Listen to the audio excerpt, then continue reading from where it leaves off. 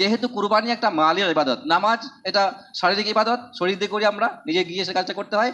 আর কুরবানি করি আমরা মাল দিয়ে, মাল খরচা করি, অর্থ খরচা করি। আচ্ছা, অর্থ খরচার বিনিময়ে আমরা পশুকে জবাই করি আল্লাহকে সামনে রেখে। এখন এই জায়গাটাতে সমস্যা হয়, সেটা হয় যত বেশিরভাগ ক্ষেত্রে যেটা হয়ে থাকে, যত আর্থিক ইবাদত যেটা আছে বা অর্থের বিনিময়ে যেটা করা হয়ে থাকে, এই জায়গাটায় আমরা অনেক সময় দেখাওয়া ভাব একটা আমাদের মধ্যে এসে যায়, দেখাওয়া ভাব বা দেখানোর ভাব একটা আসে। কারণ আমি যেমনটা আগে শুনেছি, আবারও বলি, সেটা হচ্ছে যে আমি গ্রামে একটা প্রভাবশালী মানুষ, আমি একটা বড়লোক মানুষ, অর্থশালী মানুষ, অতএব আমার কুরবানি সব থেকে ভালো হতে হবে। আর যার জন্যই দেখা যায় কুরবানি পশু কেনার পরে গ্রামে দেখা দেখে একটা হিরিক পড়ে যায়, সাংঘাতিক বড় গরু নিয়ে এসে ওইখান থেকে দেখে এসেছিল একটা, ও বড় খাসি দিচ্ছে দেখে এসেছিল একটা। তারপরে কি হলো, দেখা দেখে একটা কম্পিটিশন ব্যাপার থাকে।